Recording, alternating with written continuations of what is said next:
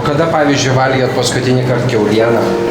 Jūs juokingus klausimus užduodat. Paklauskit, kada ungurį valgiau.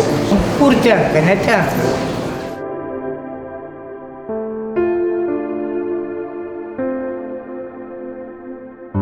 O kiek daugiausiai dienų esat išbuvęs nevalgęs? Neskaičiavau, bet jau sveikt pradėdavau. 5, gal 6.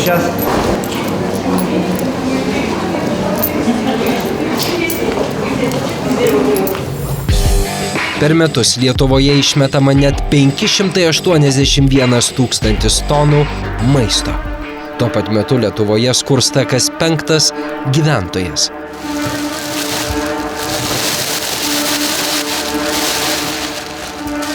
Tūkstančiai vaikų, suaugusiųjų, garbaus amžiaus žmonių dažnai nežino, ar šiandien gaus bent vieną kąsnį.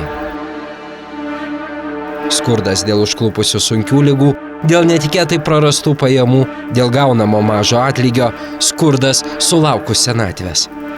Skurdas gali paliesti kiekvieną iš mūsų. Vieną dieną mums nieko netrūko, o jau kitą gali tekti tiesiog maldauti pagalbos. Maldauti tam, kad išgyventum. Kai būna taip, kad mūsų vaikai nori valgyti, o valgyti nelabai yra ką duoti. Ir tada reikia dalinti, žiūrėti, ar tu valgiai, nevalgiai, tada tu valgiai. Ir taip atsitinka, kad sakai vaikams, kad tu nenori valgyti.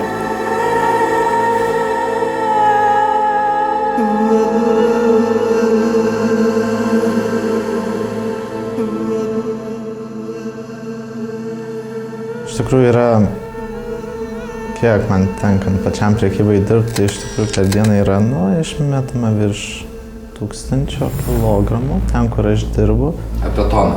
Apie toną maisto, gero maisto, kurį galima būtų panaudoti tai dienai, kad tą dieną, kurie neturi tiek daug galimybių prasimaitinti, tiesiog suvartotų. Arūnas dirba didesnėje vieno prekybos tinklo parduotuvėje. Tona maisto iš šiukšlių dėžę. Ir tai yra tik iš vienos parduotuvės. Skirtingiems prekybos tinklams priklausančių tokių parduotuvių Lietuvoje yra apie 450. Per mėnesį išmetamo maisto tonas galime tik įsivaizduoti.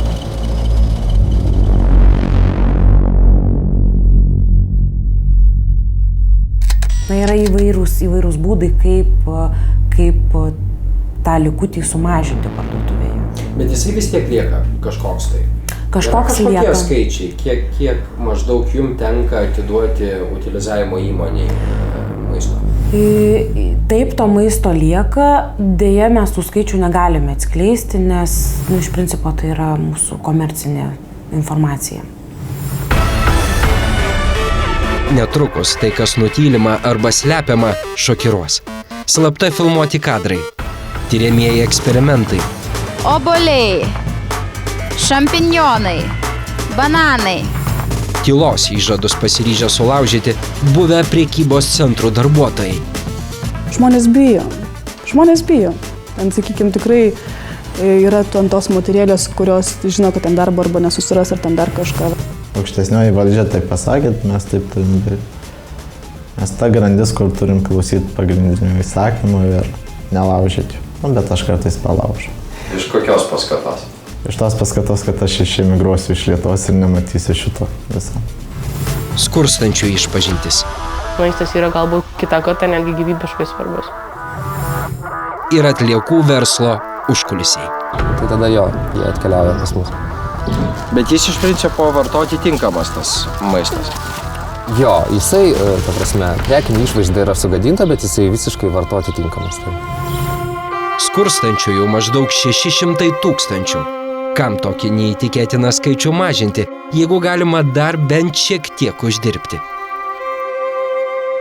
Jeigu apyvarta parduotuvės apie 3-4 milijonai per mėnesį, tai nurašymui, tai yra neutilizacijai, nurašymui apie 10 000. Lietuvoje nėra miesto ar miestelio, kuriame nebūtų didelės maisto prekių parduotuvės. Apyvartos ir pelnai skaičiuojami milžiniški.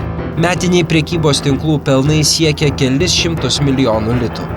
Sumos, kurios Kristinai skamba kaip iš pasakos, apie auksinę žuvelę. Kadangi gyvenam tik iš socialinės pašalpos, tai jau nežinau, kelinti metai mūsų vaikai laukia, kada mes į taupyklės jiems sudėsim po 10 ar po 15 litų. Bet jie kol kas tai tik lieka pažadai, bet ir tai negirdim jokių priekaištų iš vaikų, jie tiesiog laukia ir kiekvieną mėnesį klausia, ar jau galėsit ir taip ir toliau laukia.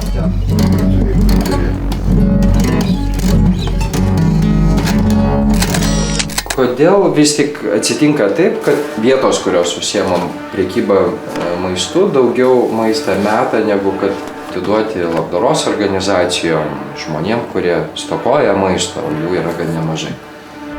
Kiek žinau ir kiek, teko tiesiog suprast, bet dirbant, tai tiesiog išmetam ir nerodoma konkurentam ir teigiama, kad mes tikrai daug parduodam ir viskas, nors realiai iš tikrųjų yra taip, kad labai daug yra išmetama.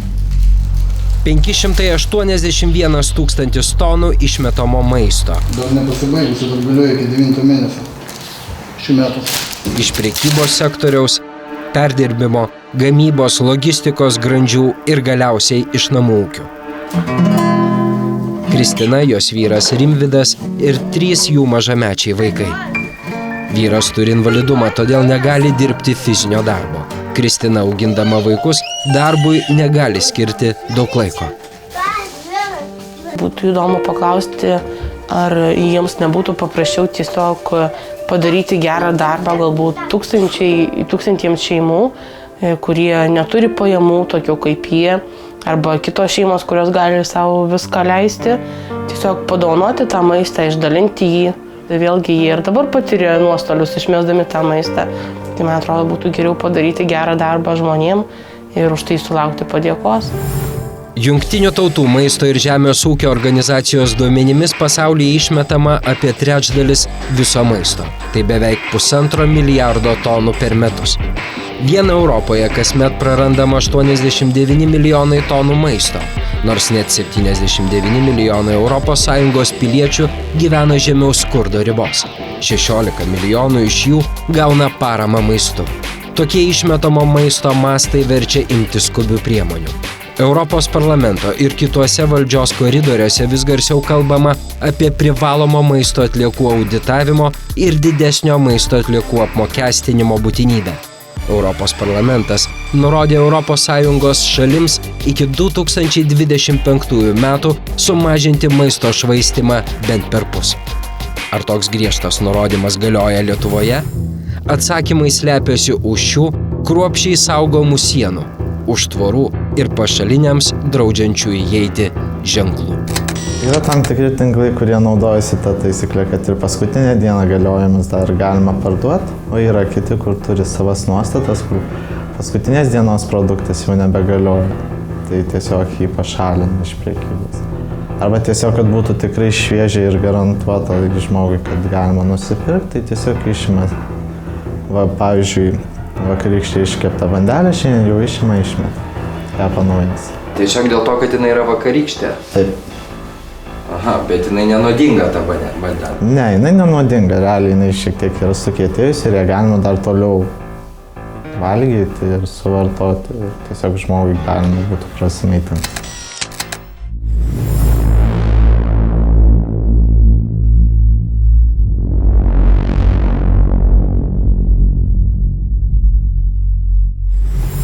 Kiek žinau, apie pusę viso maisto, kuris būtų tinkamas vartoti, galiausiai vis dėlto atsiduria ne skrandžiuose, o sąvartynas ar kažkur tai neaišku kur. Kur vėlgi labai natūralu, kad jeigu žmonės įpratę yra, kad ateis ar 7 val. Ryto, ar 11 val. Vakaro, visą laiką lentynos bus pilnos, tai natūralu, kad tai turi savo kainą.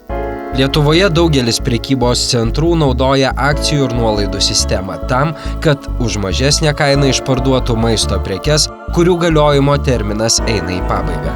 Prekybos centrų teigimu, tos prekės, kurių nepavyksta parduoti laiku, atitenka ūkininkams, medžiotojų būreliams, gyvūnų globos namams, zoologijos sodams. Kodėl tada žmonės tapo paskutiniai eiliai?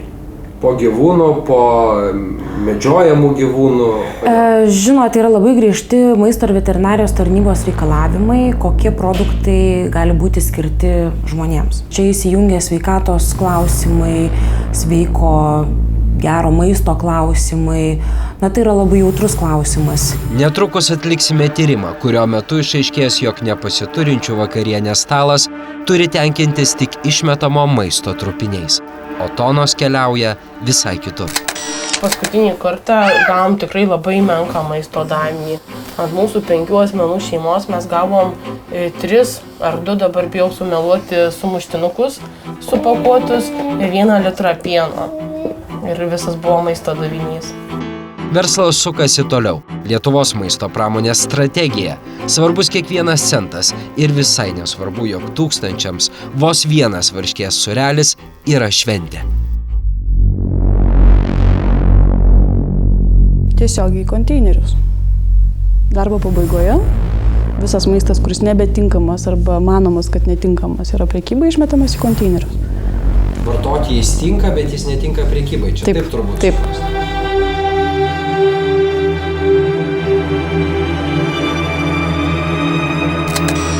Pirmą kartą girdžiu. Ta prasme, neteko girdėti, kad prie prekybos tinklų konteineriuose būtų maisto. Neteko girdėti. Ta prasme, kad tas maistas yra išmetamas. Reikės pasiaiškinti, ta prasme, nes neteko šito girdėti. Labdaros organizacija Maisto bankas. Čia būriuojasi žmonės, kuriems maisto daviniai vienintelis išsigelbėjimas. Maisto bankas pasiruošęs operatyviai priimti ir nepasiturintiems išdalinti bet kokį atlikusi neparduotą, bet tinkamą žmonėms vartoti maisto kiekį. Prekybos tinklai paskutinės galiojimo dienos maisto produktus galėtų atiduoti labdaros organizacijoms, nelaukiant, kol pasibaigs galiojimo terminas ir maistas taps nebetinkamas naudoti. Jeigu ryte yra prekės išstatomos nukainuotos ir jos neparsiduoda, kurių galiojimas baigėsi rytoj, jos jau vakare yra šalinamos, ta prasme, iš prekybos. Kokią 17-19 valandą jos yra šalinamos iš prekybos, jos yra išmetamos apie 8 valandą į konteinerius. Prekės apie 5 valandą dienos šalinamos, nors jų tinkamumas vartoti baigsis tik rytoj.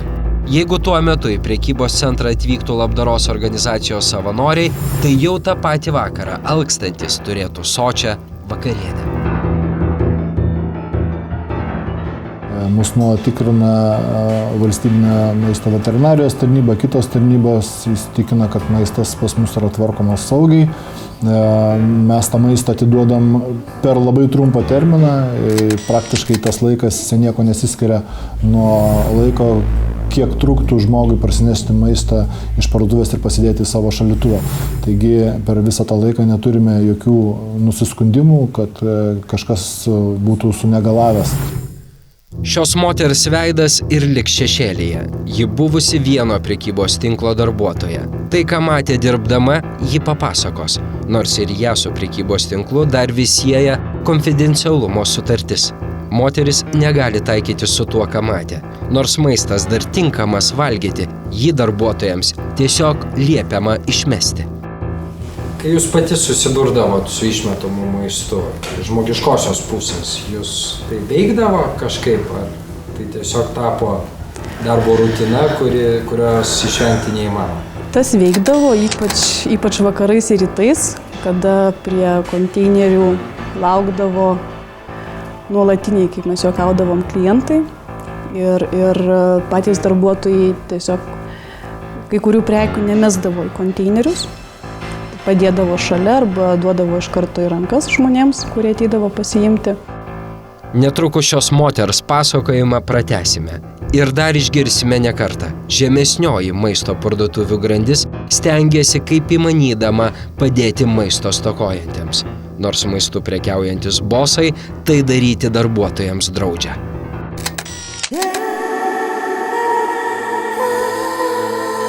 Vaikščiojantis ledai? Kurie galėtų pas tave ateiti? Ką? Susipažinkime su dar viena nepasiturinčia šeima. 4 mažamečių vaikų mama Odeta.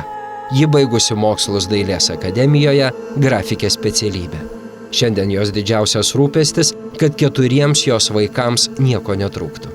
Ledų debesėlis, visi gyvūnai iš ledų, gėlė, debesėliai, saulė. o medis iš ledų. Jeigu ne tėvai, kurie gyvena kaime ir turi savo ūkį, Odeta neįsivaizduoja, kaip jai ir jos vaikams pavyktų išgyventi. Esame Odetos namuose, kai ruošiamasi švęsti jos gimtadienį. Tokia proga – miltai, vanduo, kiaušinis, iš senelių ūkio kumpis ir vakare šventinis patiekalas – pica.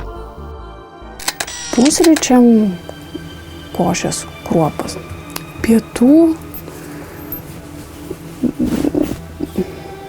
bulvės. Mėsos momentą išlaukiame ir būna švenčių progomis prieš Kalėdas, turbūt Velykom.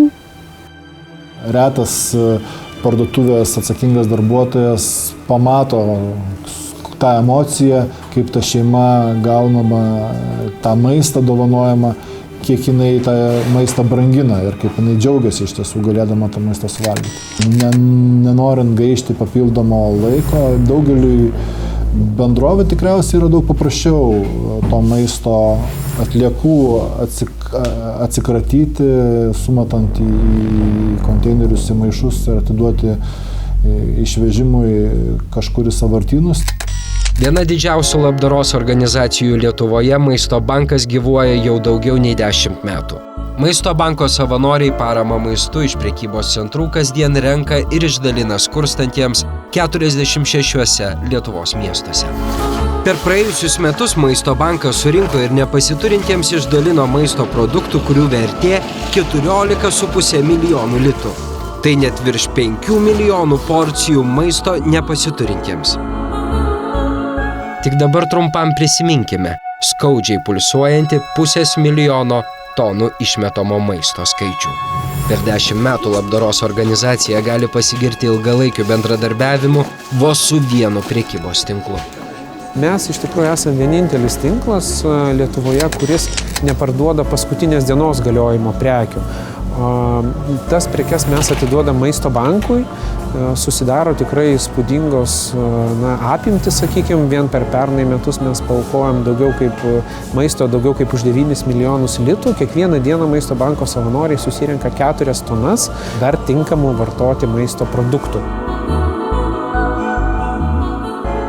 Jeigu aš ateinu į prekybos centrą, kur žinau, kad besibaigiančio galiojimo produktai atiduodami yra panaudojimui labdaros valgykloje arba žmonėm, kurie neturi už ką įsigyti, tai aš tikrai žinau, kad jie rūpinasi, seka datas ir neišmetinėja, tam pro šalį kažko nedaro, viskas tvarkoj. Jeigu aš to nematyčiau, arba žinau, kad tas nevyksta, tai man visą laiką kyla klausimas, ar neįdeda tų konservų į mišrainę, kurią čia dabar šalia pardavinėja, ar dar kažkaip kitaip nepadaro. Kartais man atrodo, kad sprendimus priima žmonės, kurie yra pakankamai toli nuo tos vietos, kur maistas kažkieno rankomis tiesiog yra išmetamas į šiukšlių konteinerį arba kibirą. Man tai nesuvokiami iš tikrųjų, nesuvokiamas toks ilgesys. Besibaigiančio galiojimo maisto prekes bandoma išparduoti, tačiau kas atsitinka su kita maisto prekių grupe, kurią vartoti tinka, tik ji su brokuota pakuote arba maisto prekė šiek tiek pažeista. Kaip skelbia reklama, tokių prekių prekybos centrų salėse nepamatysi. Geriausiai caikutai, geriausias markytės. Geriausios, nes kokybė svarbiausia. Šiandien jums parodysiu, kaip atskirti šviežią ir pagedusi pomidorus. Vaisiams ir daržovėms mes skiriame ypatingą dėmesį. Šviežias pomidoras paprastai būna raudonos spalvos ir tvirtas, jo odelė neįtrūkus. Kai viskas taip šviežia, tai visko ir norisi. Na, o pagedęs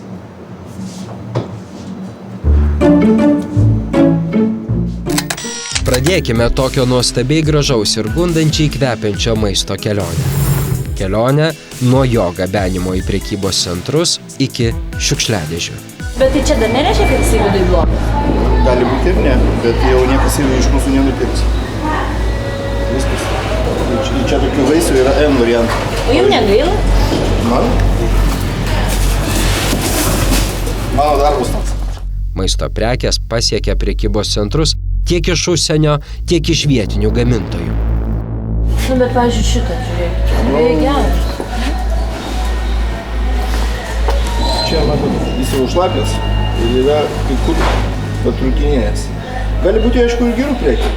Tonos bananų, apelsinų, vynuogių, salotų lapų, obuolių, kriaušių ir dar daug kitų vaisių ir daržovių išmetama joms vos tik kirtus Lietuvos sieną. Vienu atveju jos jau būna sugedusios, kitu atveju jos gabenant tapo brokuotos ir jų prekybos tinklai tiesiog nepriima. Šios daržovės valgomos ir, kaip įsitikinome, tikrai labai skanios, tačiau prekybų centrų salėse jos neatsiras. Jūsų ekranuose stambus ūkininkas Saulius Dambrauskas. Jo valdose net 900 hektarų įvairiausių daržovių.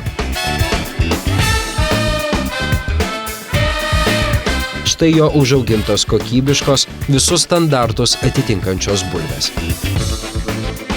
O čia keliaujančios į didelį kibirą, mažiau atitinkančios ir šiek tiek mažiau kokybiškos. Tai apie kokius 5% užaugintos produkcijos išsandėliuotos, sakysim, šiuo laiku ir mes vis tiek, ją turim išmesti kažkur tai. Tai 5% būtų apie 150 tonų. Bulvių, kurias galima būtų suvalgyti.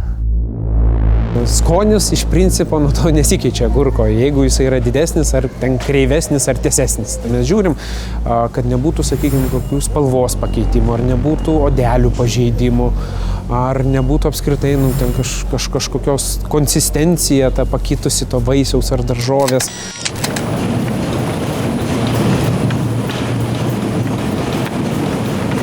Jų yra reikalavimai, arba dirbė su prekybos centru, arba ne. Tai ir taikomės. Būna kartais, kad ir grįžtam iš prekybų centrų. Kažkas... Nieko nepardavė. Tai taip, mes turim sutartį nuveža mašina bulvių pakrovę ir, sakysim, dėl tam tikrų, rado tų defektų daugiau, negu jiem atrodo, kad gali būti. Ir viskas. Šios bulvės skonių maistinė vertė niekuo nesiskiria nuo tų reklamos vaizdeliams tinkančių bulvių. Po to per šepečius dar nusivalo žemės, kad miestiečiam nedulkėtų ir iš maišelių nebirtų. Ir po to žmonės atlenka vadinamą broką, kur bulvė biskį įtrūkus, įskilus pati nuo per greito augimo, bulvė netgi turi tokią savybę, jinai įtrūk, ten žaizdos nėra, bet tiesiog įdubimas. Jau tokių bulvių prekybos centrai neima. Tas maistas, kuris yra tinkamas vartoti, bet yra brokuotas. Išorė, pakuotė, taip toliau. Labdaros įmonė gali pasiimti tokį maistą? Manau, kad taip. Gali jį pasiimti? Taip. Maisto prekės, kurios nešant, kraunant ar kliento rankomis buvo pažeistos, išimamos iš prekybos salės. Kitą rytą jų jau klientas nebeturi pamatyti.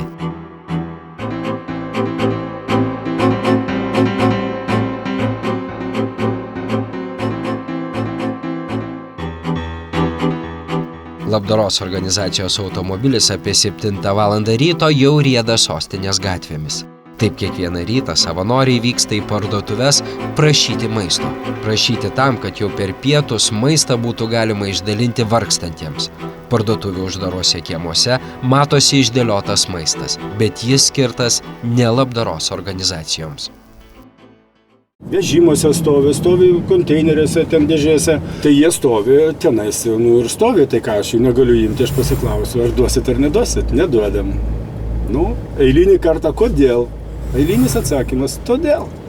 Ir viskas.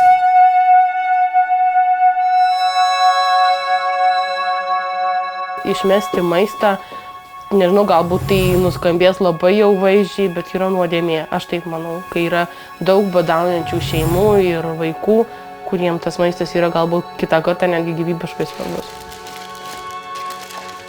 Mūsų šaly tam tokiam gerumui ar tam tokiam filantropiniam paskatam tiesiog trukdo tokio aršaus konkuravimo ir siekio užsidirbti maksimaliai per trumpiausiai įmanomą laiką tą atmosferą. Šioje svarbioje vietoje stabtelkime. Medžiaga, kurią pavyko nufilmuoti slapta. Vieta, iš kurios neparduotos maisto prekės iškeliaus. Kur iškeliaus, lieka paslaptyje. Bet faktas, kad ne ten, kur teigiama, tikrai ne labdaros organizacijoms.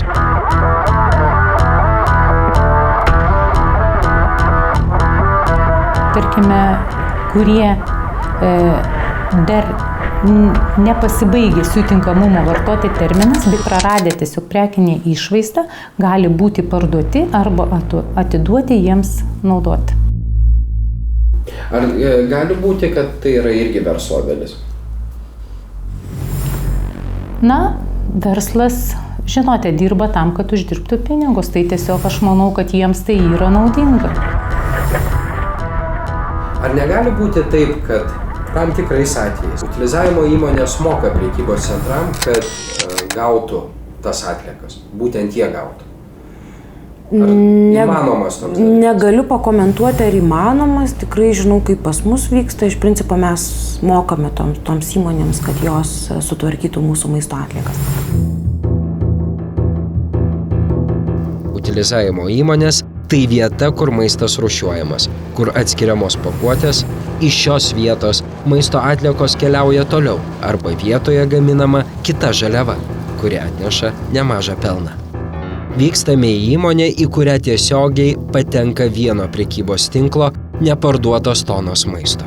Įmonė ne tik utilizuoja, bet ir pati gamina kompostą, trąšą žemėje. Čia mus pasitinka taip, lyg atrodytų, čia būtų saugomas branduolinis ginklas. Labadiena. Labadiena. Galim jums padėti?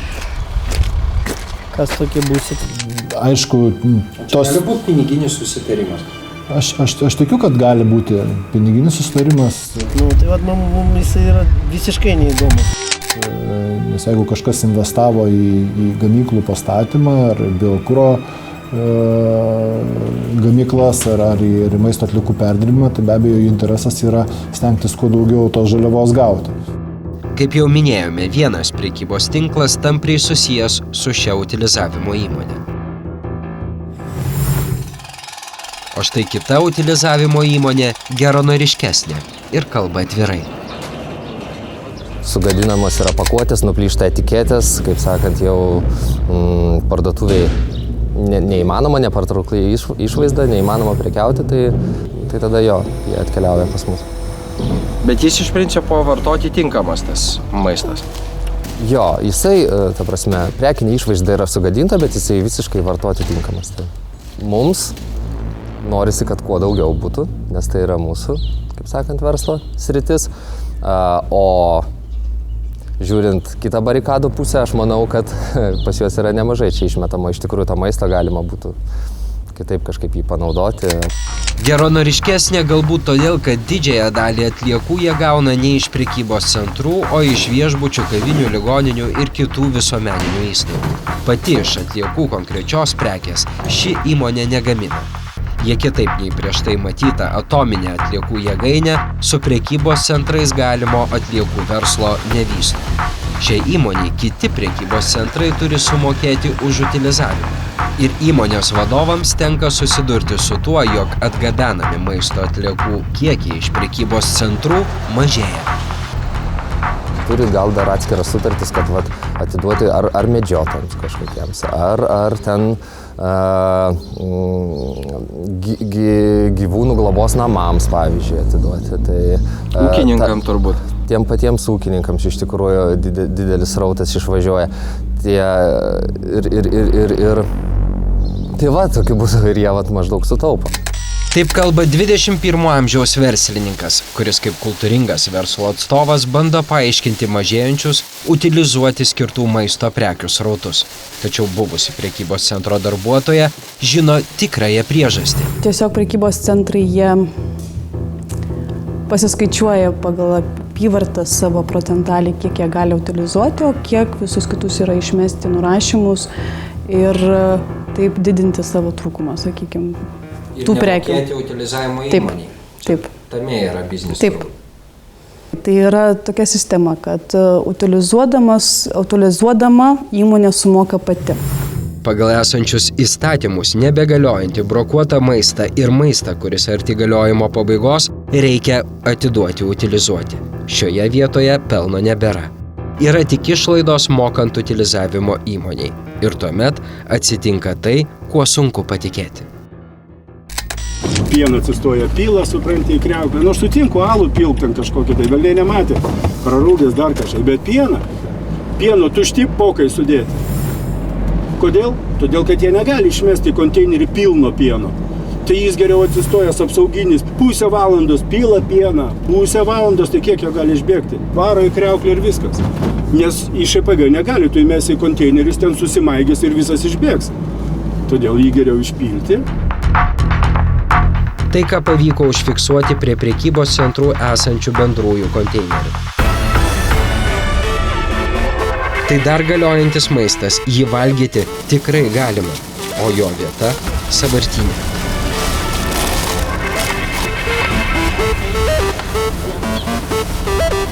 Ne visada. Ne visada, kaip kada.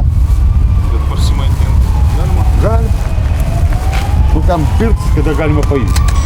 Aš kaip ir minėjau, tai yra mūsų kompetencija ir mes griežtai kontroliuojam ir jie nėra mėtomi. Ta prasme, jeigu nustatome, tai aišku yra pažeidimas. Bet būna, kad nustato tokiu atveju. Pavieniai atvejai taip. O čia taupant lėšas, kad nesamdyti utilizavimo įmonės? Taip. Netrukus pamatysime, jog tokie pažeidimai ne pavieniai. Jų apstu ir iš bendrose konteineriuose randamo maisto galima būtų surengti viso miesto šventę. Tačiau šventė vyksta sąvartynuose.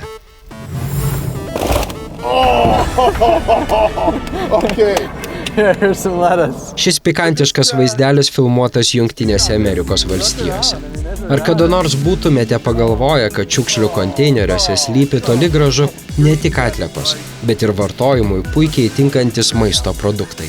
Ant 27 amerikiečio Robo Greenfieldo stalo tuntas apskritų bandelių, o šaldytuve švieži vaisiai ir daržovės. Robas Greenfieldas – Amerikos friganas. Friganizmo judėjimas prasidėjo dar 90-aisiais metais. Šios idėjos šalininkai praktikuoja antivartotojišką gyvenimo būdą, kovoja su pertekliuje gyvenančios visuomenės įpročiais. Maisto friganai dažniausiai ieško didelių prekybos centrų konteineriuose, kuriuose kaupiasi didžiausi vartoti tinkamo maisto lobynai.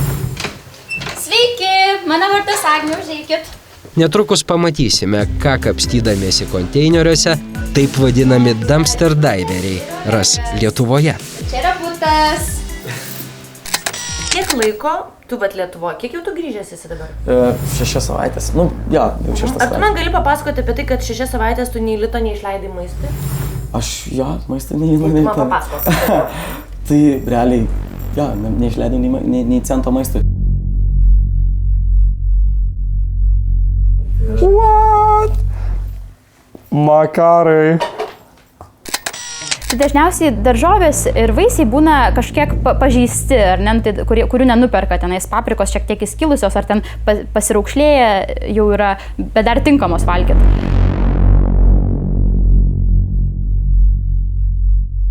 Mama mano irgi, būdavo tabu didžiulis, kad čia, jau bomžas, jau tipo, iš konteinerių bomžai, bet po to pati pamatė, sako, tas batonas buvo, kur valgiau, tipo, iš konteinerio, visai nieko, sako, toks geras, po to jau ateina pati, o, bulkutės, paimsiu gerai porą.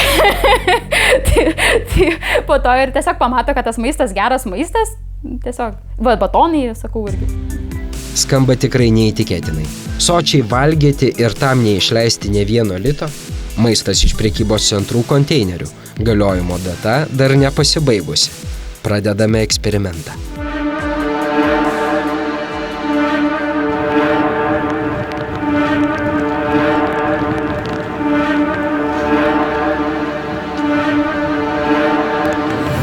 Atsimenate, ne kartą šiandien girdėjome, kaip paprasti darbuotojai ištiesia pagalbos ranką. Jie tiesiog matyti, kaip išmetamas maistas, negali. Lygiai tas pats vyksta ir viešojo maitinimo įstaigose, kavinėse ir baruose. Vytautas sako, jog gerų žmonių yra visur. Įsitikinkime. Žiūrėkit, aš esu Vytautas, ar ne? Vytautas Krasinskas. Maitinuosiu tik tais maistu tą, kurį gauni restoranuose, kavinėse ir taip toliau. Gal jūs turit kokio maisto, kurį jūs išmetat, ar ne? Ir galėtumėt man duoti, pavalgyti. Pavyzdžiui, žmonės, kurie ten dirba, Ir yra visą laiką tas žmogiškasis efektas, ar ne? Kur žmonės iš tikrųjų, kodėl mes taip darom ir taip toliau. Galbūt jie ir nelegaliai duoda tau tą, gal šefai jiem ten, bet žmonės, žmonės nėra mašinos, ar ne? Norisi tą įrodyti, kad visi yra geri. Ir kodėl tau neduoti man maisto, kurį tu išmeti? Ar tau geriau išmesti į šiukšlių dėžę, ar duoti pavalgyti, ar ne? Duoda, nors ir taip vadinami kavinių šefai neleidžia to daryti. Istorija kartojasi, kaip ir dirbančiųjų maisto prekybos salėse. Labai ačiū. Ai, čia mano alaus įpylėt? Ne, aš noriu kokio, kokią, nežinau... Ne, viskas gerai, bet... Ne, ačiū labai, geras. Jėga. Bet, wow.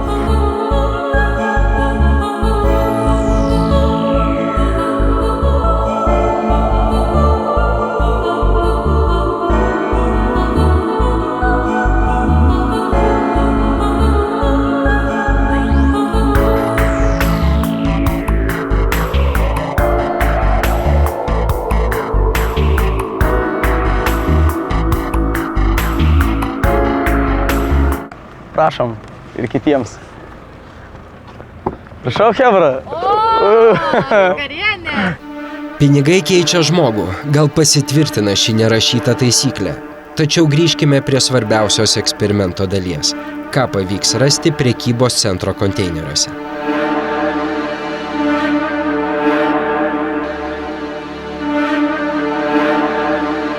Žodžiu, čia kažkoks... Čia kriaušė, labai daug bananų, morkų labai daug, geras dar morkos. Žinokit, jeigu lystume į konteinerį, tai čia dar labai daug visko būtų. Va, čia yra moliūgas papjaustytas. Tai, kas neįtikėtina, tapo akivaizdu. Jeigu ne šie jaunuoliai, tinkantis vartoti maisto produktai būtų atsidūrę ten, kur traiškoma ir trombuojama be jokio gailesčio. Tai žodžiu, čia man atrodo kokiem 3 žmonėm, taip sočiai, porą dienų pietums būtų kas pavalgyti.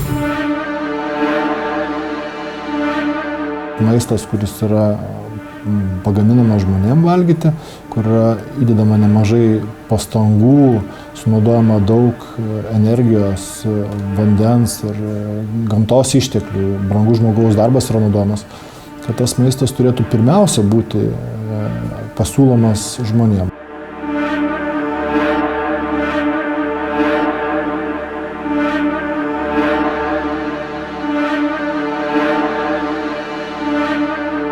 Gaminant maisto produktus naudojamas iškastinis kuras, trąšos ir gėlas vanduo. 1 kilogramui jautienos pagaminti sunaudojama virš 15 000 litrų vandens, o kilogramui duonos net 2000 litrų. Milžiniški kiekiai išmetamo maisto neigiamai veikia aplinką. Didžioji dalis maisto atliekų patenka į sąvartynus, kur pūvantis maistas išskiria anglies dioksidą ir nuodingas metano dujas. Pastarosios teršia atmosferą 20 kartų stipriau nei CO2 ir tuo smarkiai aštrina klimato atšilimo problemą. Kas tikrai apčiuopiamai daro žalos pasaulio ekonomikai, tame tarpe ir mūsų šalies ekonomikai. Tai man atrodo, kad mūsų ministerija aplinkos ir už aplinkos apsaugą atsakingi politikai turėtų daugiau dėmesio skirti tyrimams ir analizai, kur maisto atliekos keliauja, kodėl jos susidaro ir ar yra kokių nors būdų sumažinti jų kiekį. Maisto švaistymas tiesiogiai įtakoja globalų atšilimą. Vandenys per pastaruosius keletą metų dar greičiau sugeria šilumą, o šiltesni okeanai turi žiaurias pasekmes. Prisiminkime taifūną Haiyan, laikoma 4. pagal stiprumą audra istorijoje. Vandenynams šylant, tokių audrų tik gausės. Šildamas vanduo plečiasi, maždaug trečdalis jūros lygio kilimo vyksta dėl vandens plėtimosi. Manoma, jūros lygio kilimas spartės, keldamas grėsmę daugeliui pasaulio didžiųjų miestų. Ir tai tik dalis gresiančių katastrofų. Globalinis atšilimas tęsiasi, o priemonių užkirsti tam kelią reikia imtis jau dabar. Europos komisija maisto švaistymą priskiria prie opiausių šio amžiaus problemų. Tai problema, kurią būtina kuo greičiau spręsti. Tam, kad maisto švaistymas mažėtų, privalu aplinkosaugos organizacijos taikyti sudarytą piramidę. Jos turėtų laikytis visos šalis. Tuomet bus pasiektas bendras efektas. Piramidės punktai turėtų būti vykdomi tokia tvarka. Pirma, stengtis mažiau pirkti ir užsakinėti tik tiek maisto, kiek tikrai reikia. Planuoti ką, kaip ir kada gaminti, valgyti. Antra, atliekančių maistu pasidalinti su skurstančiais. Žmonėms tinkamus vartoti maisto produktus atiduoti labdaros organizacijoms. Trečia, nebetinkamų žmonių vartojimui produktus naudoti gaminant pašarus. Ketvirta, maisto produktus, kurie nebetinkami žmonių vartojimui ar pašarams, naudoti komposto gamybai, dirvos tręšimui, elektros energijos ar kuro gaminimui. Ir penkta, sunaikinti ar į sąvartynus išmesti reiktų tik tuo atveju, jei maisto atliekų jau neįmanoma ekologiškai panaudoti ar perdirbti. Kaip Lietuvoje supainioti šie punktai, įsitikinome. Reikia imtis tų priemonių arba savarankiškai, arba galbūt valstybės iniciatyva, kad laiku sužiūrėti, kad jeigu lieka to maisto neparduodama su visom geriausiom pastangom, kad vis dėlto tą maistą operatyviai atiduoti, jį suvartoti. Nes tai yra socialiai teisingas kelias, taip turėtų būti daroma. Maisto bankas beldžiasi į prekybos tinklų aukščiausios valdžios duris. Labdaros organizacijų nuolatiniai prašymai atiduoti atliekantį maistą nepasiturintiems sulaukia vis daugiau dėmesio. Mes, kaip ir sakiau, pavienės tokias siuntas atiduodame labdarai, bet mes iš tikrųjų šiuo metu svarstome galimybę bendradarbiauti su Maisto banku ir atiduoti paskutinės datos galiojimo produktus jiems. Tai yra tuos produktus, kurie tinkami dar vartoti. Mes labai džiaugiamės, kad subrendome tokiam sprendimui iš tikrųjų. Montuodami šį filmą sužinojome, kad Maisto bankui besibaigiančio galiojimo pieno ir duonos produktus ėmė tiekti prekybos tinklas Rimi. O prekybos tinklas Maxima šiai labdaros organizacijai jau atiduoda prekybai netinkamus, bet tinkamus vartoti vaisius ir daržoves. Besibaigiančio galiojimo maistą labdarai skiria ir alijansas Aibė. Kaip supratome, jau galima tikėtis, jog atliekamą maistą labdarai dovanos ne tik ūkininkas Saulius Dambrauskas, Eugesta, Mantinga, pieno žvaigždės, Nestlé Baltic, bet ir kiti maisto gamintojai ir tiekėjai. Ir tuomet galėsime didžiuotis. Ši piramidė bus tokia, kokia ir privalo būti.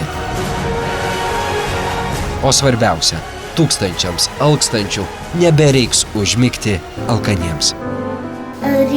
Net pasakose atrasime eilutes, kurios išmokys nešvaistyti maisto be reikalo.